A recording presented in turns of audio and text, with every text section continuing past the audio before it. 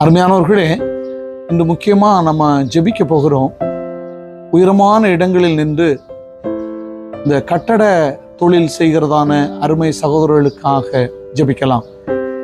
எங்களை பாதுகாத்து வழிநடத்துகிறதான அன்பின் பரலோக பிதாவே, வெளிநாட்டிலும் எங்கள் இந்திய தேசத்திலும் சரி, கட்டட தொழில் வேலைகளை, மிக கடினமான வேலைகளை, குளிரென்றும் தகப்பனை உஷ்ணம் என்றும் பாராமல் உயரமான இடங்கள் என்று வேலை செய்கிறதான பிள்ளைகளை நீர் தயவாக நீர் தாங்கி பாதுகாத்தரள வேண்டும் என்று செபிக்கிறோம். ராஜா, உம்முடைய தூதர்களை கொண்டு அவர்களை பாதுகாத்தரள வேண்டும் என்று செபிக்கிறோம்.